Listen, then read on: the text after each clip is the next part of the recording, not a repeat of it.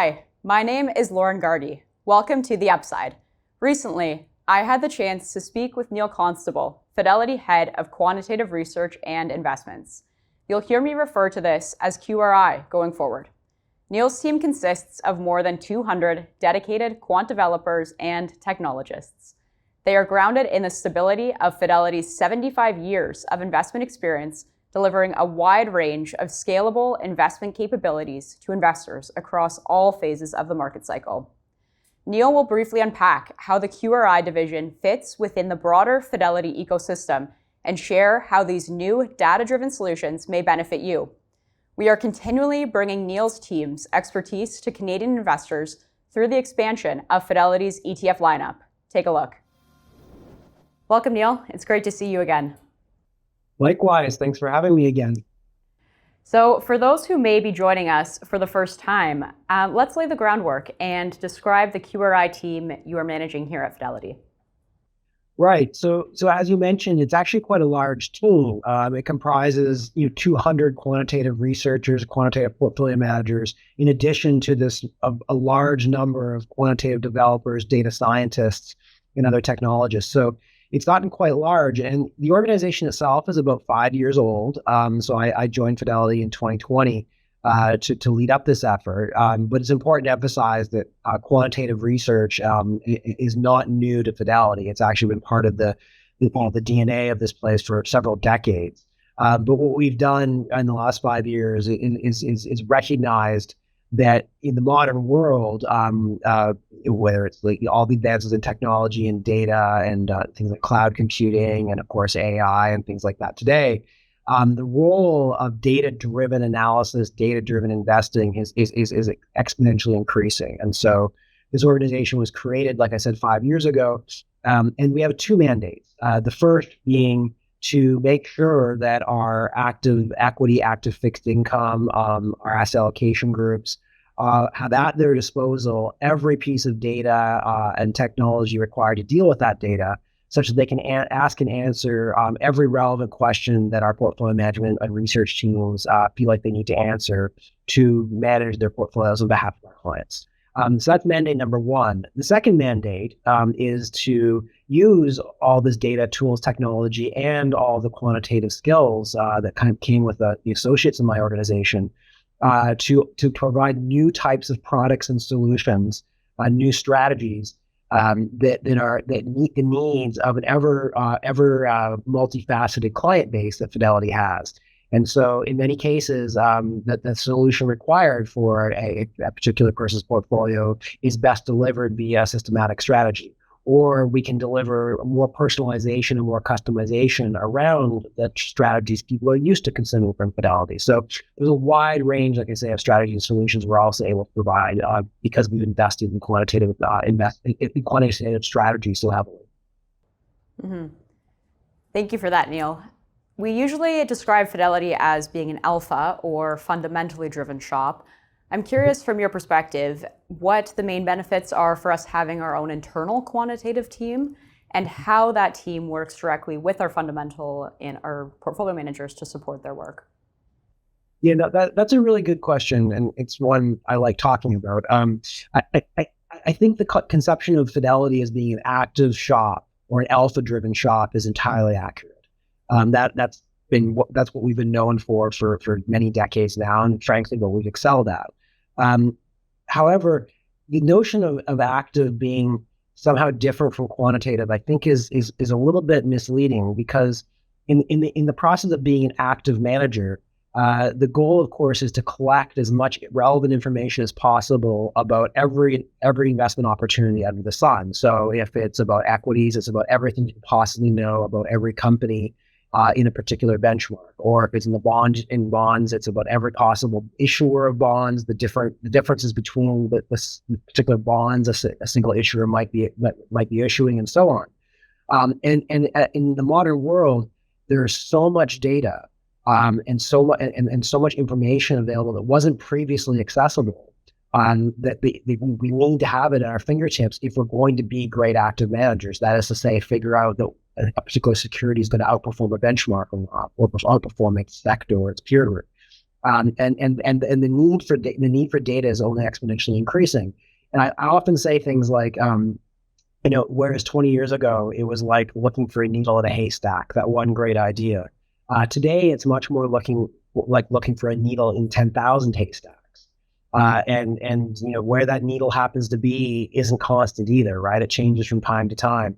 And so the game has changed in a very real way, even for traditional active managers. And you have to deploy the right tools and the right technology, and frankly, the right skill sets to be able to collect, harvest that information, build analytics around that information, and then make your active investment decisions. In a world where you can track foot traffic through shopping centers via cell phones, or you can get every supermarket scanners, every chocolate bar that goes through a scanner gets recorded. That data is all available, and in collecting and organizing that information and using it is a very different skill set than the traditional active management approach of interviewing the CFO or CEO of a company and learning about their business model, which of course is still completely relevant and is as important as ever. It just needs to be augmented with all this extra information, all this extra data, and that comes with different skill sets required. Hence the need for having an in-house quantitative team, because the insights you gain from this is proprietary, right? You want to have an edge over the competition. That means coming to investable conclusions sooner than everybody else. And so this is not the kind of thing you would outsource to a Wall Street bank or some independent research shop. You really want to be able to bring the people internally and have them on the front lines with our traditional investment teams. And so going forward, I don't think, fundamental versus quant is really a distinction. I think we're an active shop and we're using every tool at our disposal to be as good at that as possible. That's beautifully said, Neil. Thank you for that. Great information, and sounds as though Fidelity is really maintaining their competitive advantage by having this fantastic quant team you've built in-house. So let's go back to the January fund launch. What can you tell us about the new products launched in January and how they fit into an investor's portfolio? Right. So as you mentioned, there's three fund launch. The first one would be the advanced U.S. equity strategies. I'll start there on the equity side of things. And this is a strategy that is fairly unique to Fidelity in the sense that we're harvesting and taking advantage of all this great traditional fundamental research that our portfolio, our investment teams are producing.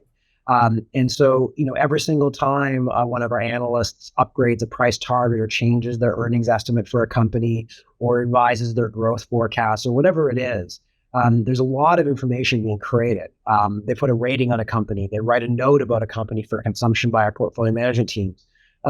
All that information in its totality, if our analysts are good, and the history of Fidelity's active management business suggests they're very good, if the analysts are good, there's information in all these little data points. And what the advanced U.S. equity strategy is intended to do is to systematically harvest all the best thinking across our entire analyst population and create a portfolio that is a core portfolio, so benchmarks to the broad U.S. equity market, and is designed to add alpha over and above, alpha that meaning outperformance over and above the broad U.S. equity market, but in a way that isn't taking any specific factor bets, so no bias towards value or growth or particular industry or sector. The idea is to have what's called idiosyncratic alpha. So we're extracting from our entire analyst population their best thinking and building a portfolio that represents sort of this notion of pure alpha, high risk adjusted returns. But as a result, we're trying to outperform the market. We're not trying to take any value or growth or size or style bets. So this really is a nice core holding a portfolio.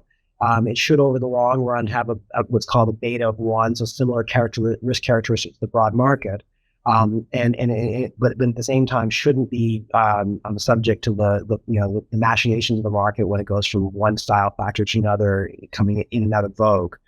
So, like I say, a good core holding the portfolio, and very nicely complements what you get from Fidelity's traditional, portfolio managers who are very intentionally trying to figure out, is it growth stocks right now or value stocks, or is there a particular sector that can outperform the rest?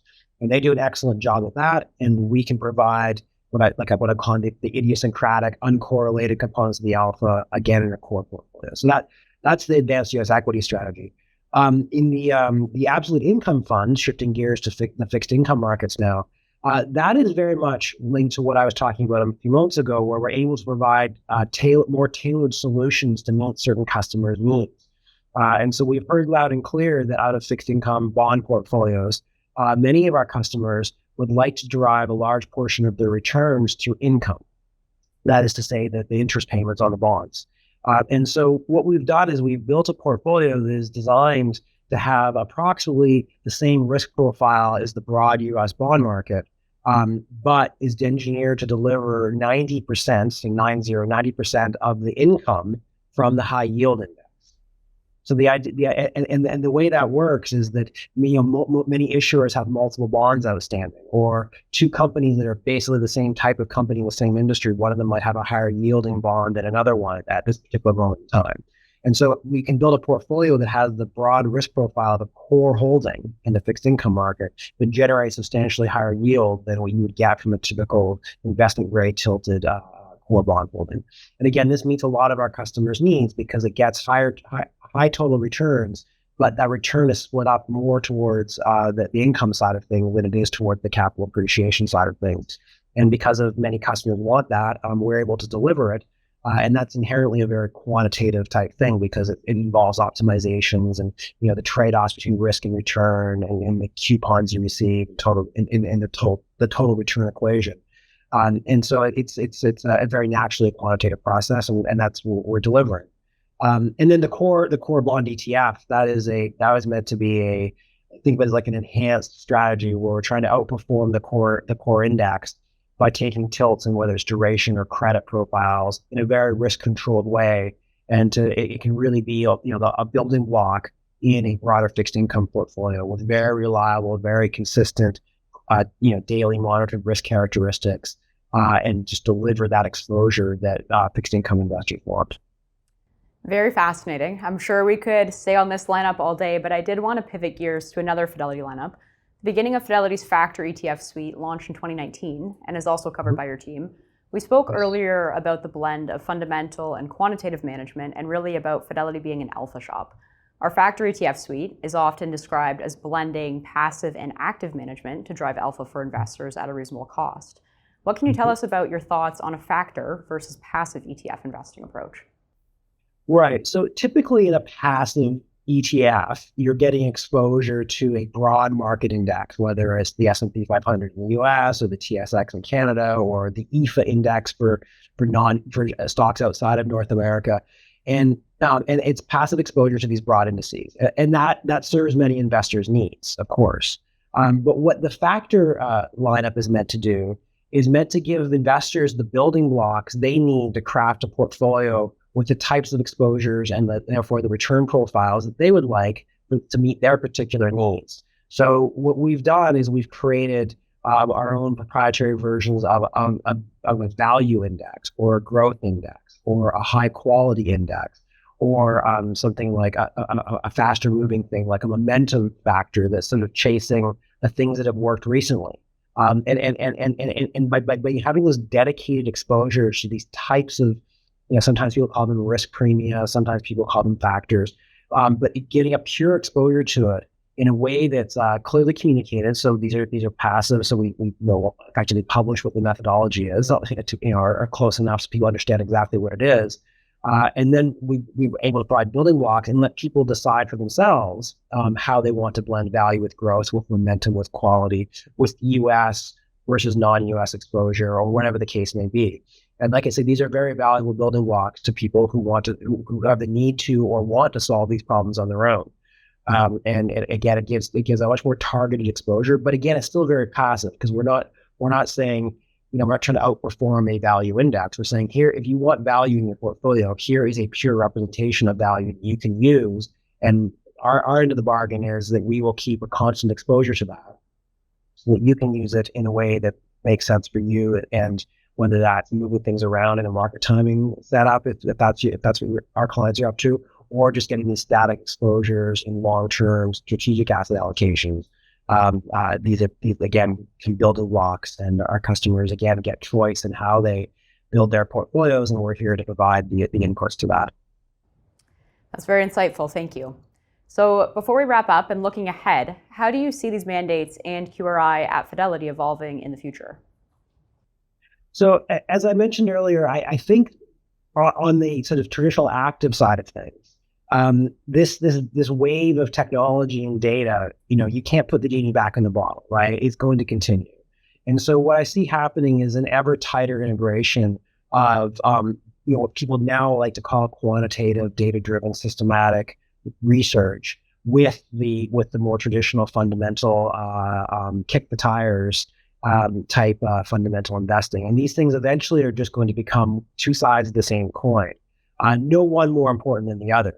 And so I think as we get more, we were able to collect more and more data, have more and more insights derived from that data, have our portfolio management teams get more and more accustomed to making decisions in part based on that data, but also, of course, massively influenced by the traditional process. I think we'll see more and more integration on that front. I also think we're going to see on the ability to launch new products. We're going to see an ability for us to more precisely harvest all the best ideas across our complex and package them up in products that look more and more like this advanced US equity strategies I highlighted. So getting our customers the best access to the best thinking from our fundamental investment teams, but packaged up in vehicles or in strategies that have a more systematic flavor to them. And then finally, on the solutions front, the ability for us to do more and more customization and personalization. Again, that's a technology problem. If you have an individual portfolio manager who has to manage 25 different portfolios, each of them with like a little bit of, I want some sustainability in the portfolio over here, and this other client wants no exposure to a certain country or whatever it is. That's an unscalable problem. But with the quantitative and team and the technology behind it, it becomes much more feasible for us to offer certain types of our products, but in multiple different packages. So, we let the customer decide what size and shape of box they want to consume our products in. And then my team's job is to take the best thinking from across the complex and figure out whatever can fit in that box, figure out how to get it into that box. And so I think we'll get more and more of that because we're building the tools and technology every day to enable these kinds of customizations and personalizations. Very fascinating. Well, I feel like I've seen a bit of the future by talking to you today, and I hope our viewers feel the same way. A reminder to check out the product offering discussed if you haven't already done so, as well as Fidelity's Factor ETF suite and industry-leading all-in-one ETF portfolios. Neil, thank you so much for taking the time to speak with us today. Oh, thank you for having me. I'm always happy to connect with our customers and clients. Thanks for watching The Upside. For more investor content, visit Fidelity Canada's LinkedIn page and YouTube channel. And remember, working with a financial advisor is the best investment you can make in your financial journey. Thank you for watching. I'm Lauren Gardy.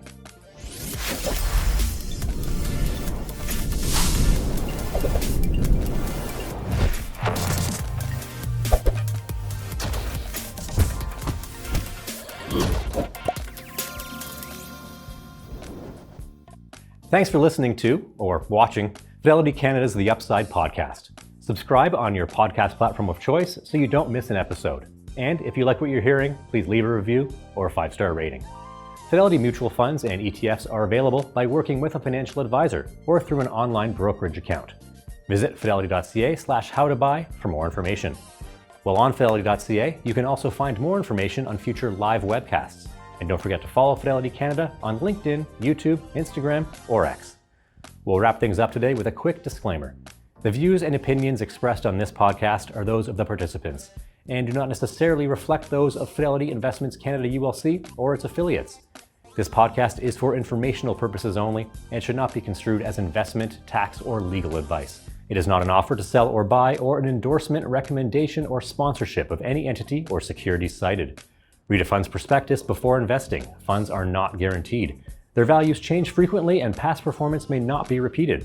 Fees, expenses, and commissions are all associated with fund investments. Thanks for tuning in. We'll see you next time.